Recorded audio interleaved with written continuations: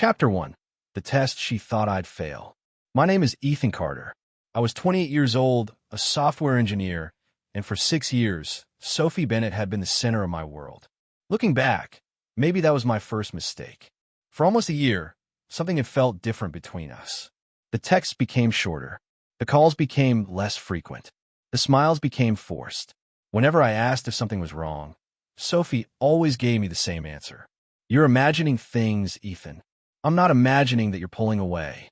She sighed. "People get busy. Busy for a year? Why are you making everything into a problem?" So I stopped asking. I convinced myself relationships went through difficult seasons. I convinced myself love meant patience. Most of all, I convinced myself she still loved me. That illusion lasted until Friday night. I walked into the restaurant and spotted our usual group already seated. Mason Reed waved at me. "There he is." I smiled and sat down. "Sorry I'm late. Work again?" Mason asked. "You know me. One day you'll marry your laptop." I laughed. Too late. Sophie's already jealous. The joke fell flat. Mason looked away. That was strange. Then I noticed Sophie sitting across from me. She wasn't smiling. She wasn't looking at me. She was staring at her phone. "You okay?" I asked. "I'm fine." The answer came too quickly. Dinner started awkwardly. Everyone seemed distracted. Every conversation died after a few sentences. I felt like I had walked into a room where everyone knew something except me. Finally, I leaned toward Mason. "What's going on?" He looked uncomfortable. "You don't know?" "Know what?" Before he could answer, Sophie stood up. The entire table went silent. My stomach tightened. "Sophie," I said. She picked up her glass. I actually wanted to tell everyone something. Nobody moved. Nobody spoke. Then she looked directly at me. Not beside me. Not past me. At me. And suddenly I knew. I didn't know what was coming, but I knew it was going to hurt. "I'm moving to Chicago next month." The words hit me like a punch. "What?" She kept staring at me. "I'm leaving." The restaurant noise seemed to disappear. I heard nothing except my heartbeat. I forced myself to speak. "For work?" "No." "Then why?" A small smile appeared on her face. Not a happy smile. An expectant one. "I'm going with Ryan." My chest tightened. "Ryan?" She nodded. "Ryan Hayes." I knew the name. Everyone did. A wealthy entrepreneur. Successful. Confident. The kind of man who always seemed to get whatever he wanted. I stared at her. "What are you talking about?" "We've been seeing each other." The words shattered something inside me. Across the table, Mason cursed under his breath. I looked around. Nobody seemed surprised. Everyone already knew. Everyone except me. For a moment, I couldn't speak. Then I finally managed. "How long?" "A few months." "A few months?" Her expression hardened. "Ethan." "No." I shook my head. "A few months?" She crossed her arms. "We weren't working." "So you cheated?" Her jaw tightened. "It's more complicated than that. It's actually very simple." The table became painfully quiet. Then another voice appeared behind me. "Maybe we should all calm down." I turned. Ryan Hayes stood there. Expensive suit. Perfect smile. The guy who had apparently been sleeping with my girlfriend. He offered his hand. "Ethan." I stared at it. He slowly lowered it. Awkward. Good. Ryan sat beside Sophie. Like he belonged there. Like 6 years meant nothing. Sophie reached for his hand. That hurt more than I expected. Ryan smiled. "I know this is difficult." I laughed. The sound surprised even me. "Difficult?" "Ethan." "No, go ahead," I said. "Tell me how difficult this is." Ryan shifted uncomfortably. Sophie jumped in. "Why are you acting like this?" I stared at her. "Acting like what?" "Like you're a victim." I almost couldn't believe what I was hearing. A victim. "Things haven't been good between us for a long time." "Then break up with me." She looked away. I already knew why she hadn't. Because she wanted options. Because she wanted security. Because she thought I'd always be there. Ryan cleared his throat. "We didn't mean to hurt you." That sentence nearly made me laugh again. Mason slammed his hand on the table. "Seriously?" Ryan looked at him. "What? You steal his girlfriend and say you didn't mean to hurt him?" Ryan frowned. Sophie immediately defended him. Ryan didn't steal anyone. That was the moment everything became clear. Not the cheating. Not the lies. The loyalty. She was protecting him. Not me. I looked at Sophie. 6 years. Birthdays, vacations, plans, promises. All of it felt distant, like someone else's memories. She met my gaze. I noticed something strange. She didn't look guilty. She looked expectant, waiting, watching, almost as if she expected me to do something. Beg, argue, fight for her, chase her. Suddenly I understood. This wasn't just an announcement. This was a test. She wanted proof that I couldn't live without her. She wanted me to stand up and say don't go. Instead, I took a slow breath. Then I stood. Ethan, Mason said. I grabbed my jacket. Sophie frowned. That's it. I looked at her. What else is there to say?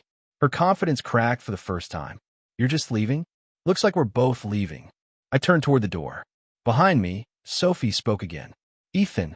I stopped. For 1 second, I almost looked back. Almost. Then I kept walking. Outside, the cold night air hit my face. My hands were shaking.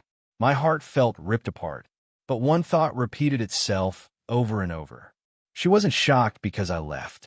She was shocked because I didn't chase her. For 6 years, Sophie Bennett believed I'd follow her anywhere. Tonight was the first time I didn't. And somehow, I knew my life would never be the same again. This chapter is approximately 800 words in the requested first-person, dialogue-heavy style, and sets up the betrayal, emotional conflict, and future revenge through absence arc. The first 3 days after Sophie left felt like 3 years. I barely slept. Every time I closed my eyes, I saw her sitting beside Ryan. Every time I looked at my phone, I expected a message that never came. On the 4th day, Mason showed up at my apartment carrying coffee. You look terrible. Thanks. I'm serious. I know. He sat across from me. You haven't called her, right? No. Good. I stared at the untouched coffee. It doesn't feel good. It's not supposed to. I laughed bitterly. 6 years, Mason. I know. How do you just erase 6 years? You don't. Then what do I do? You survive today. Then tomorrow. I rub my face. I keep thinking I missed something. What do you mean? Maybe I wasn't enough. Mason immediately shook his head. Stop. What? Don't do that. I'm just trying to understand. No. You're trying to blame yourself. I looked away. The worst part was that I couldn't completely dismiss the thought. Maybe I worked too much. Maybe I wasn't exciting enough. Maybe Ryan really was better. My phone buzzed. Both of us looked at it. A message from a mutual friend. Mason sighed. What now? I opened it. The message was short. Sophie's asking how you're doing. I stared at the screen. Mason laughed. Seriously? What? She leaves you for another guy, and now she's checking on you? I put the phone down. What should I say? Nothing. Nothing. Nothing. For the next week, similar messages kept arriving. Sophie's wondering if you're okay. Sophie's asking if you're angry. Sophie's asking if you started dating. Each message irritated me more. Finally, I called Mason. Why does she care? Because you're not reacting. What does that mean? It means she expected a fight. I sat silently. The more I thought about it, the more sense it made. She wasn't asking if I was okay. She was checking whether I was chasing her. A few days later, my sister Olivia called. Ethan, hey. Her voice softened immediately. You sound awful. I've had better weeks. I heard what happened. News traveled fast. I'm sorry. Thanks. Were you planning to tell me? Eventually, Olivia sighed. Mom wanted to drive over. Please don't encourage that. She laughed. No promises. For a moment, neither of us spoke. Then she asked, do you still love her? The question hurt. Yeah. Then why do you sound so calm? Because I'm tired. Tired? I'm tired of proving my worth to someone. Olivia was quiet. Then she said, good. I frowned. Good. You should be tired. That's not exactly comforting. No, but it's honest. I leaned back. What if she comes back? Would you take her back? I opened my mouth. Nothing came out. That silence answered the question better than words. 3 days later, my phone buzzed again. This time, it wasn't a mutual friend. It was Sophie. My heart immediately started racing. I hated that it still affected me. I opened the message. That's it? You're just letting me go? I read it twice. Then 3 times. Finally, I laughed. Not because it was funny, because it explained everything. She wasn't asking why I was hurt. She wasn't apologizing. She wasn't taking responsibility. She was confused. Confused because I wasn't chasing her. My phone rang seconds later. Mason. What happened? How did you know something happened? You sound different. I stared at the message. She finally texted me. What did she say? I read aloud. Mason immediately groaned. Oh wow. Yeah. That tells you everything. It really does. What are you going to do? I looked around my apartment. The photos, the gifts, the memories. Everything suddenly felt heavy. Then I said something that surprised even me. I'm not replying. Good. No, Mason. What? I'm done. The words felt strange, but they also felt right. The next morning, I logged into every social media account I had. Delete, delete, delete, delete. Years of history disappeared in minutes. Then I changed my phone number. For the first time in weeks, I felt lighter. Not healed, just lighter. That afternoon, an email arrived from my company. The overseas position I had applied for months earlier was available. I stared at the offer for a long time. Then I called Olivia. Can I ask you something? Of course. What if I leave? Leave where? Europe. There was a long pause. Then she asked, Are you running away? I thought about it. No. Then go. Just like that. Ethan, what exactly is keeping you here? I looked around my apartment. The answer came instantly. Nothing. A week later, I accepted the offer. Before leaving, I visited the places Sophie and I used to love. The small coffee shop near the river. The bookstore where we had our first date. The park where we once planned our future. I stood there alone. No tears came. Just acceptance. I pulled out my phone one final time. Sophie's message was still there. That's it? You're just letting me go? I looked at the words. Then I deleted the conversation. After that, I boarded my flight. As the city disappeared beneath the clouds, I realized something important. For 6 years, I had built my life around keeping Sophie happy. Now, for the first time, I was choosing myself, and I had no intention of looking back. Chapter 3: Building a New Life from Ashes. The plane landed in a city I had never seen before. Cold air, unfamiliar voices, different language fragments around me. And for the first time in weeks, I felt completely alone. I whispered to myself, so this is it. No response. Just silence. At the apartment Daniel Brooks had arranged for me, I stood by the window, staring at a city that didn't know my name. My phone buzzed. Mason, you really left. I typed back, yeah. He replied instantly. You sure about this? I looked around the empty room. I don't have anything to stay for. He didn't reply after that. The next morning, I walked into my new office. Everything felt too clean, too sharp. A voice called out, You must be Ethan Carter. I turned. A man in his late 40s stood there, confident posture, calm eyes. I'm Daniel Brooks. I shook his hand.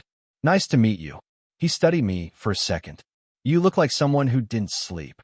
I almost laughed. That obvious? Yes. He pointed toward the hallway. Come on. I don't like wasting time. That was the first real conversation I had in my new life. Inside the meeting room, Daniel leaned back in his chair. So why are you here? I hesitated. Work. That's not what I asked. I frowned. He smiled slightly. Try again. I sighed. I needed a reset. He nodded. A breakup. I looked up. He raised his hands. Relax. Happens more than you think. I didn't respond. He leaned forward. Let me tell you something, Ethan. Pain doesn't disappear. You just decide what you do with it. I scoffed lightly. Sounds easy when you say it. It's not easy. It's simple. That stuck with me. Over the next weeks, Daniel pushed me harder than I expected. You're distracted, he said once. I'm focused. No, you're surviving. There's a difference. Another day, he said, you keep looking at your phone like it owes you something. It doesn't. Then stop checking it. I didn't answer him, but I stopped checking it as much. One evening, I stayed late working. Daniel walked in. You're still here? Just finishing. He nodded. Good. Consistency beats talent. I leaned back. You always talk like you figure life out. He chuckled. No, I just stopped lying to myself. That sentence hit harder than I expected. Days turned into months. Slowly, my work improved. My mind cleared. My sleep returned. And somewhere in between, I realized something uncomfortable. I had built my entire identity around Sophie. Every decision I made back home had a shadow of her in it. What she would think, what she would like, what would make her stay. Now, there was none of that. Just me. One afternoon, Daniel introduced me to someone new. This is my daughter, Emma. She looked up from her laptop. Hi. Hi, I replied. Daniel smiled. She's the smart one in the family. Emma rolled her eyes. Don't listen to him. He exaggerates. I smiled slightly. Nice to meet you. You too, she said. That was it. But something about her felt different. No games. No expectations. Just presence. Weeks later, Emma and I started talking more. At first, it was small things. Coffee orders, work frustrations, random opinions about nothing important. Then one evening she asked, "You always this serious?" I frowned. "I'm not serious." She raised an eyebrow. You just took a 10-second pause before answering that. I sighed. Old habit. Bad habit, she corrected. I smirked slightly. Maybe. For the first time in a long time, I wasn't thinking about Sophie for a full conversation. Then the rumors started. Mason called one night. Have you heard anything? About what? Sophie. My grip tightened slightly. No. He hesitated. She and Ryan, it's not good. I sat down. What do you mean? People say he's controlling. Like really controlling. I stayed quiet. Mason continued. She looks different. Not happy. I closed my eyes. Why are you telling me this? I thought you should know. I replied sharply. I don't need updates. Ethan. No, Mason. I'm serious. There was silence. Then he said softly, okay. I hung up. Later that night, Emma noticed something. You're off today. I'm fine. You're lying badly. I sighed. It's nothing I need to deal with. She studied me. Then don't. I looked at her. What? If it's in the past, leave it there. That should have been easy. But it wasn't. A few days later, an email arrived. Unknown sender. Subject, can we talk? I didn't need to open it. I already knew. Sophie. I stared at the screen for a long time. My finger hovered over it. Emma's words came back. Then don't. I clicked once. Deleted. No reading. No response. Just gone. For the first time, I felt no urgency. No curiosity. No pain. Just closure. And I realized something simple. I wasn't the same man who had left that restaurant. I wasn't chasing anymore. I was building. I stopped asking about Sophie. At least that's what I told myself. But people don't really stop hearing things. They just stop pretending they care out loud. Mason called me one evening. You're not going to like this. I sighed. Then don't say it. It's Sophie. My grip tightened on the phone. I said I don't want updates. This isn't an update, he said. It's a reality check. I stayed silent. He continued. Ryan's not what everyone thought. I frowned. What do you mean? Controlling. Cold. He humiliates her in public sometimes. I exhaled slowly. That sounds like a problem now. There was a pause. Ethan, she looks broken. I closed my eyes. Why are you telling me this? Because you're the only person she ever really cared about. That hit harder than I expected. I replied flatly. She made her choice.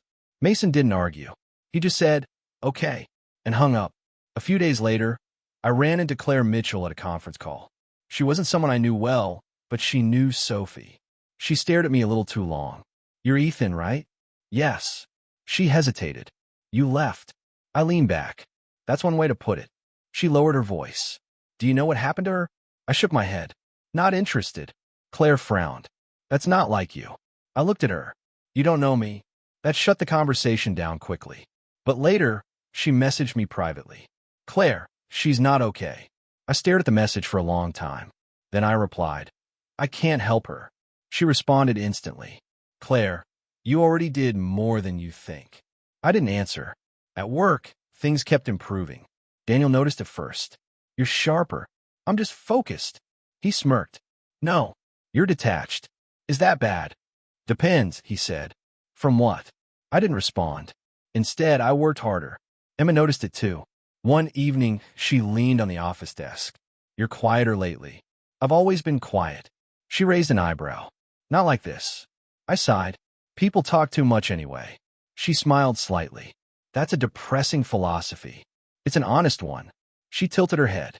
Something happened. I shook my head. Nothing new. She didn't push. That's what I liked about her. No pressure. No digging. Just space. Meanwhile, Sophie's world was falling apart in ways I only heard in fragments. From Mason. From Claire. From old co-workers who still recognize my number. Ryan's charm didn't last. It turned into control, then criticism, then public disrespect. She doesn't even laugh anymore, Mason said once. Not like before. I didn't respond, but I felt something I didn't want to name. Not sympathy, not anger, just distance. Then came the obsession phase. Sophie started searching. Hard. She called Mason 10 times a day. She messaged Olivia. She even contacted my old manager. No one told her where I was. Olivia told me once, laughing slightly. She tried to sound confident at first. And now she sounds desperate. I stayed quiet. Olivia added, she asked me if you hated her. I finally said, what did you tell her? I said I don't lie for people. That made me exhale a short laugh. Emma caught it.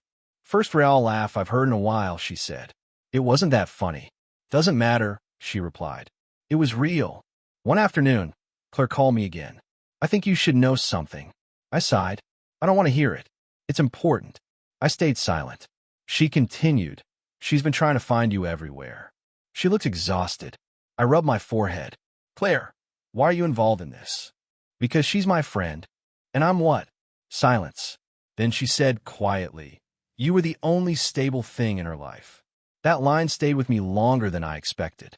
But I still said, not my responsibility anymore. Claire didn't argue this time. Just said, I understand. And hung up. That night, Emma and I walked out of the office late. She looked at me sideways.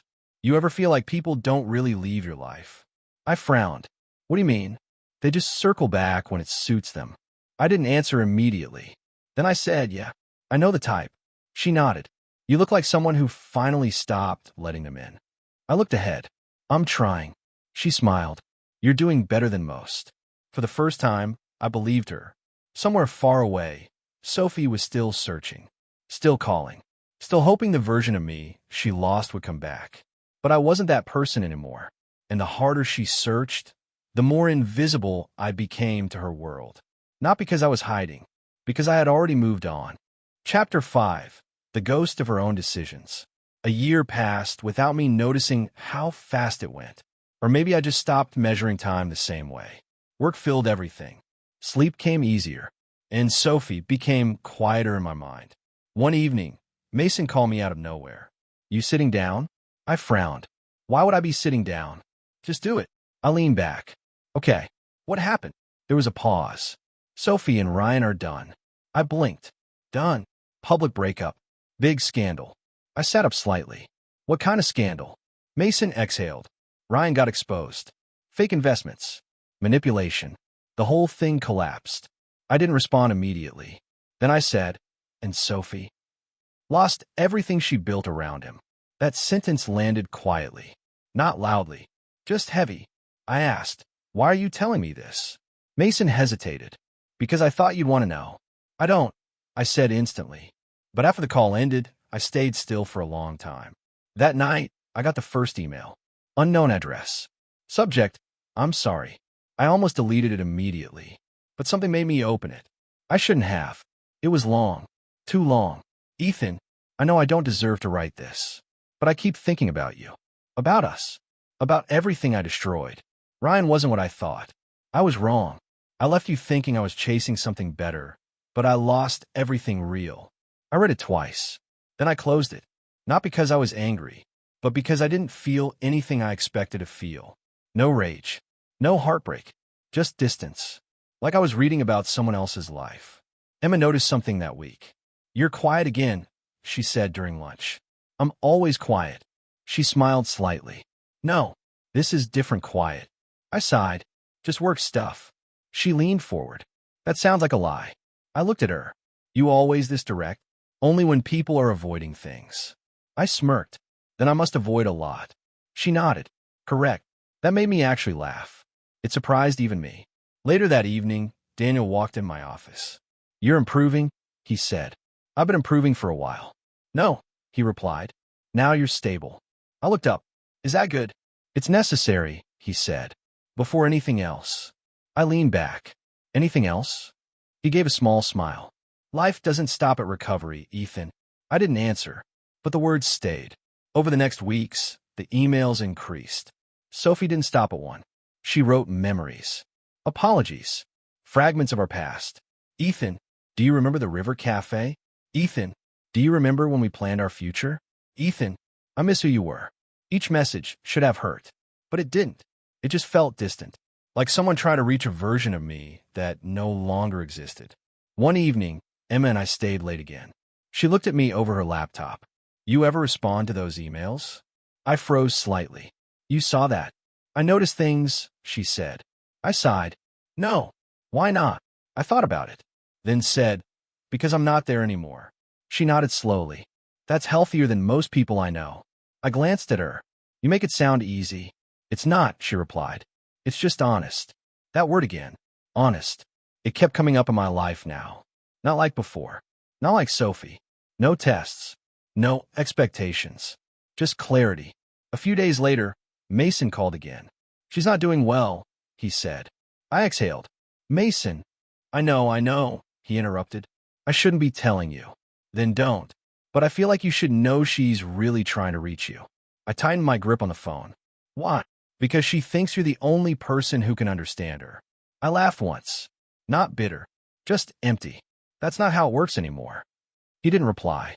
After the call, I deleted the newest email without opening it. No hesitation. No curiosity. Just a click. Gone. Emma noticed my mood that evening. You seem lighter, she said. I am. Something changed. I looked at her for a moment, then said, I stopped carrying things that don't belong to me. She nodded softly. Good answer. I asked, what about you? You always this calm. She smiled. I just don't chase things that walk away. That sentence stayed with me longer than expected, because I realized something simple. Sophie wasn't haunting me anymore. She was haunting the version of me that no longer existed, and I had finally stopped answering her calls. I was halfway through a meeting when my assistant knocked on the door. Ethan, there's someone here to see you. I didn't look up. I'm in a meeting. She said it's urgent. I sighed. Everyone says that. Then I heard another voice from the hallway. My name. Soft. Familiar. And my pen stopped moving. I slowly looked up. What did you say? My assistant hesitated. She said, Sophie Bennett. For a moment, I didn't move. Didn't speak. Didn't breathe properly. Then I said, send her away. But even as I said it, I stood up. My chair scraped back. I walked out before I could think twice. And then I saw her. She was standing near the glass entrance of the office. Not the Sophie I remembered. Not even close. Her shoulders were tense. Her face was tired in a way sleep couldn't fix. Her eyes met mine, and she whispered, Ethan. I stopped a few feet away. What are you doing here? She swallowed hard. I found you. That's not what I asked. Her voice shook. I needed to see you. I crossed my arms. What? She looked down. I'm sorry. The words hung in the air. I waited. She stepped closer. I thought you would always come after me, no matter what I did. I frowned. You thought that? Her eyes filled slightly. I was wrong. Silence. People in the office were watching. I lowered my voice. Not here. She nodded quickly. Okay. I let her outside. We stood near the building entrance. Traffic moved behind us like nothing mattered. She looked smaller there. Less confident. Less sure of everything. I didn't come to disturb your life, she said quickly. You already did. I interrupted. She flinched. I regretted it immediately, but I didn't take it back. She whispered, I know. Another silence. Then she said, Ryan wasn't who I thought he was. I replied flatly, I know. She looked up. You do. People talk. Her shoulders dropped slightly. I lost everything, Ethan. I nodded. I heard that too. She stepped closer. But you're still here. I frowned. What does that mean? It means you moved on. I didn't answer. She exhaled shakily. I thought leaving you would make you fight for me. I stared at her. You said that out loud? Her eyes dropped. I didn't understand what I had. No, I said quietly. You understood. You just assumed it would always be there. That hit her harder than anything else. Her lips trembled. I'm sorry, she said again. I really am. We stood there for a long time. Then she asked softly, Do you hate me? I answered immediately. No. That surprised her. Then why does it feel like I've lost you completely? I looked at her. Because she had. But I didn't say it yet. Instead, I said, because you did. Her breath caught. We went silent again. Then I said, Do you want to talk? She nodded quickly. So we did. We sat at a small cafe nearby. For hours. She talked first. About Ryan. About control. About isolation. About how small she felt in a life she once thought was perfect. I thought I was choosing better, she whispered. I looked at her. Better doesn't come with humiliation. She closed her eyes. I know that now. Then she shifted. But I kept thinking about you. I didn't respond. She continued. Every time something went wrong, I remembered how safe it felt with you. That doesn't fix anything, I said. I know. Her voice cracked. I don't expect you to forgive me. Good, I said honestly. She flinched again. But I wasn't being cruel. I was being clear. Hours passed. The cafe got quieter. People came and went. But we stayed. Finally, she leaned back. I don't know what I expected, she admitted. I said nothing. Then she asked it. The question I knew was coming. Can we start over? The room felt smaller. I looked at her. Really looked. Not the memory. Not the past. The present. And I realized something simple. She wasn't the person I had built my life around anymore. And I wasn't the person who would follow her into uncertainty. I didn't answer immediately. Because the answer wasn't complicated. It was already decided. Some things don't rebuild. They just end. And this had already ended a long time ago. Chapter 7. Choosing My Future. After Sophie left that day, I couldn't focus properly for hours. Her voice stayed in my head longer than I wanted. Not the words. The emotion behind them. Can we start over? I kept replaying it while staring at my screen. Then Emma's voice cut through my thoughts. You've been frozen like that for 10 minutes. I looked up. I'm fine. She raised an eyebrow. That's your worst lie yet. I sighed. It's not a lie. It is, she said calmly. You're just not used to saying the truth out loud. I leaned back. You always this direct? Only when people are avoiding themselves. That made me pause. I didn't answer. Because she was right. Later that evening, I said, she came back. Emma didn't ask who. She just said, I figured. I frowned. Ow, you've been different since morning. I looked away. She asked to start over. Emma nodded slowly. And you didn't answer. No. She didn't push. Just said, that sounds like you already know. That annoyed me slightly. Know what? What you want. I shook my head. It's not that simple. Emma leaned on the desk. It usually is. People just don't like simple answers. I didn't reply. Because I didn't know. I just didn't want to admit it out loud yet. Meanwhile, Sophie wasn't staying still. I started hearing things again through Mason. She keeps going back to places you two went, he told me. I frowned. What? Trying to trigger memories, I guess. I exhaled. That won't change anything. She doesn't think that, Mason said. I stayed quiet. He continued. She went to the River Cafe again.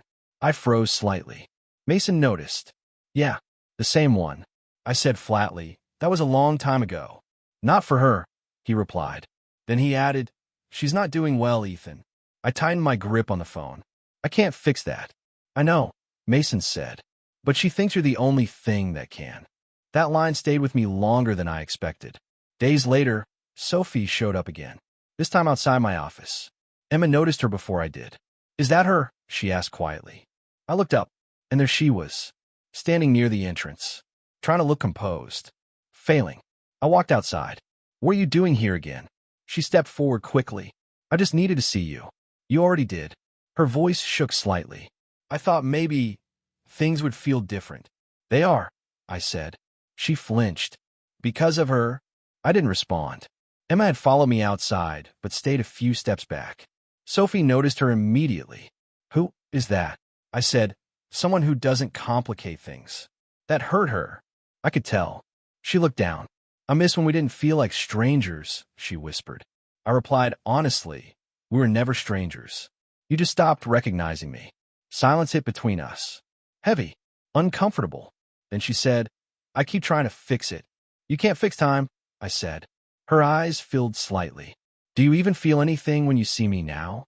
That question landed harder than I expected. I didn't answer immediately, because the truth was messy. Part of me remembered everything we were, but another part only remembered what it cost me. Emma spoke quietly from behind me. You don't owe anyone confusion. I glanced at her. She wasn't looking at Sophie. She was looking at me. That helped more than I expected. I turned back to Sophie. I don't feel what I used to, I said finally. Her breath hitched. But I don't hate you either. That confused her. Then what am I to you now? I paused. Someone from my past. Her shoulders dropped slowly, like she was trying to hold herself together and failing. I thought distance would make you angry, she whispered.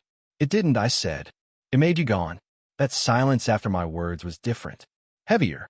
More final. Later that night, Emma and I walked home from the office. She said, "You handled that better than most people would." I didn't feel like handling anything. She nodded. "That's still handling it." I glanced at her. "You're not judging me?" "Why would I?" "I don't know," I said. "Most people would." She smiled slightly. "I'm not most people." That stayed with me, because she didn't try to pull me back into anything. She didn't demand clarity. She just existed beside me. Meanwhile, Sophie's attempts didn't stop. Mason told me she went to my old apartment, then my old office, then asked Olivia again. Each time, no answers. Each time, smaller hope. Then one night, Mason called again.